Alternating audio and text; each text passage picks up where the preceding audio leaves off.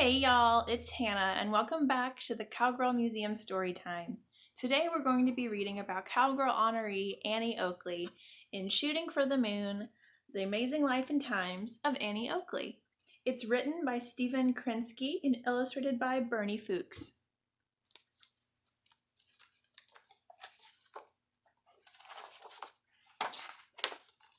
The old Kentucky rifle hung in plain sight over the fireplace. It belonged to Jacob Mosey, a poor Ohio farmer.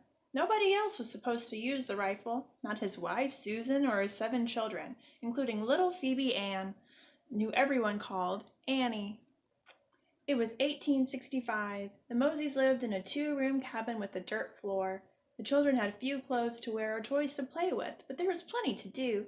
Everyone helped out, tending crops and milking Pink, the family cow. Even 5-year-old Annie gathered eggs and picked up apples that had fallen from the trees. If the family wasn't prepared, winter could be deadly. One snowy morning, Annie's father set out to take their corn and wheat to the mill 14 miles away. As the temperature dropped, a fierce wind whipped the snow into a blizzard. Night fell when Annie and her family waited and waited, but her father didn't return. Then, around midnight, they heard the squeak of wagon wheels. There, with the reins tied around his neck and wrist, for his hands were frozen and he could not use them, was Annie's father. He sat still as a statue in the howling wind, unable to speak. We all carried him in, Annie remembered, leaving the wagon right there until it was dug out of the snow 2 days later. They cared for him through the long winter months, but it did no good. He died before the spring came. Without Jacob, the family struggled even more. Only Pink was content, chewing grass or licking the baby's toes. But when Annie's older sister Mary caught sick and died, Pink had to be sold. How we cried when Pink left us, Annie remembered. But we had to pay for Mary's funeral and doctor's bills. At least Annie could help, catching rabbits and quail in the woods. I busied myself with traps made from the heaviest corn stalks, laid up like log houses and tied together by strings. Her father's rifle still hung over the fireplace, though, and Annie wondered if she could use it to hunt. One day, when she was 8, she and her brother dragged the heavy gun down and filled it with enough powder to kill a buffalo. Outside, she leaned against it and the porch railing. Suddenly, a cottontail bobbed up. I took aim. What a kick that old gun had! It flew right back at my nose. I got the rabbit, but my nose was broken. That night, little sparks of gunpowder sputtered on the hearth. As Annie's mother swept them up, she looked Annie right in the eye. Next time you must have the gun, Annie, ask me, and we'll not spill so much powder. But shooting rabbits couldn't solve the family's problems. Things became so difficult that Annie was sent to stay with the family friends, the Eddingtons, who ran the country's poor farm. Cooped up inside, Annie went to the school and sewed dresses for the other girls. A few weeks later, a stranger appeared. He wanted a young girl to help out at home with his wife and new baby. Annie would suit them just fine, and if she wished, Annie could spend her free time hunting and trapping around the land. Tempted by his kind words, Annie decided to go. But soon she found herself treated badly. She called the man and his wife the wolves, for they had hidden their true selves at first like wolves in sheep's clothing. I got up at 4 in the morning, got breakfast, milked the cows, washed the dishes, skimmed milk, fed the calves and pigs, pumped water for the cattle, fed the chickens, rocked the baby, weeded the garden, got dinner, and then I could go hunting and trapping. For 2 years, Annie suffered. The wolves didn't let her write to her mother. Once they even locked her outside in the snow to teach her to obey them. But as Annie got older, she got braver. One day, when she was about 12, she just ran off. She made her way to the train station and borrowed money for a ticket home. Here are the wolves. Yeesh. Everyone was shocked to hear the truth about the wolves, but at least Annie was safe. When she returned to her mother's house, she was determined to help provide food for the family, and that meant she could now spend time in the place she loved the most, the woods. But Annie was tired of being poor. At age 15, she traveled to the Katzenberger brothers' grocery store in the small town of Greenville with an idea. Would they buy all the small game she could ship them? They certainly would. So Annie invested in traps, powder shot, and copper-toed boots. Back home, she studied the woods, set her traps, and hunted. With her keen eye and steady hand, she rarely missed. Then she wrapped her game in bunches of 6 and 12 and sent it by coach to the Katzenberger brothers, who sold it to the fancy hotels as far away as Cincinnati. It was said that Annie's game was especially popular because she shot it cleanly through the head. That meant that restaurant customers didn't have to pick a buckshot out of their meal as they ate. While Annie never shot more than she needed and was proud that she was not what they call a big game hog, her business was a big success. In a short time, she was able to support her family and even pay off the mortgage on her mother's home. It's the Katzenberger brothers' shop. When Annie was 20, she entered a special match shooting clay pigeons. Her opponent, Frank Butler, was a well-known professional sharpshooter. Annie heard that when he first caught sight of her, he asked, "Who's this country girl?" But she would show him soon enough. The two met in an open field. "Pull!" called Mr. Butler. The first clay pigeon was launched, and he hit it dead on. Now Annie tried. "My knees were shaking. I lined the gun up, then dropping it quickly below the elbow, called, 'Pull!' Another hit. 23 times they went back and forth. The crowd drew closer as dust from the exploding clay clouded the air. On his last shot, Frank Butler missed, but Annie didn't. Afterward, Mr. Butler helped Annie back into her carriage. She was impressed. Here was a kind man, and a good loser. As Frank Butler continued his travels, he and Annie exchanged many letters. Soon they fell in love and married. Annie took to the road with her new husband. Growing up poor had taught her to watch her pennies. She got used to traveling in dusty trains and sleeping in boarding houses.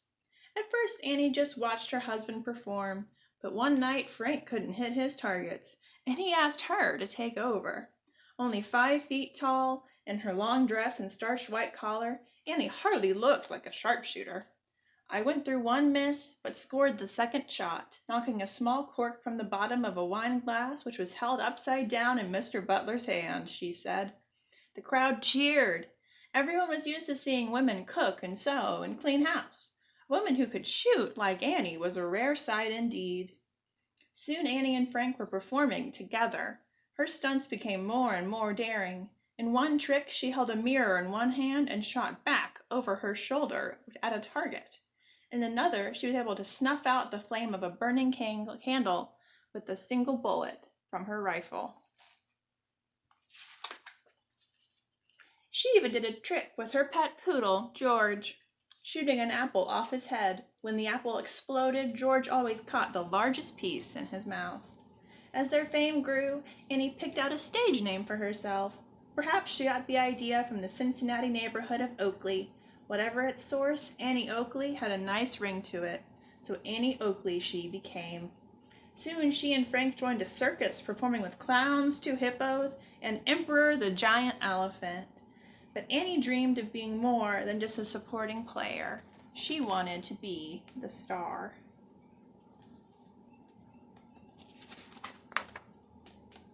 Annie got her chance with Buffalo Bill's Wild West show.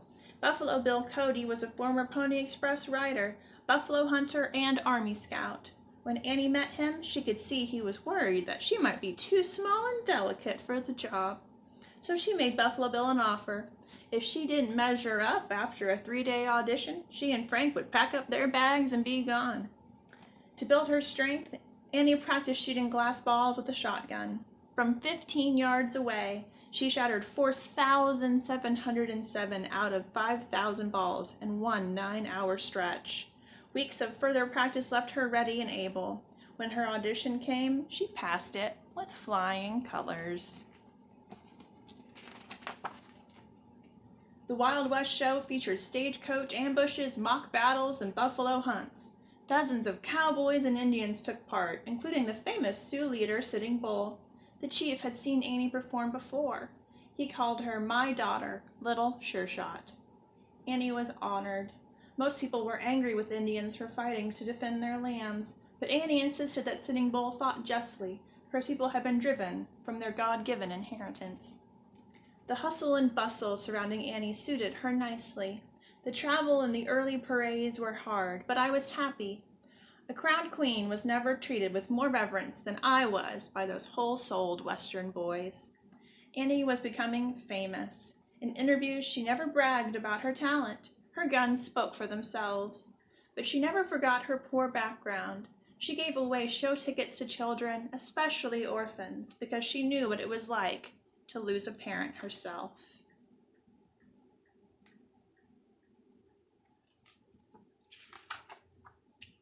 In 1886, the show settled in for a long stay in New York City.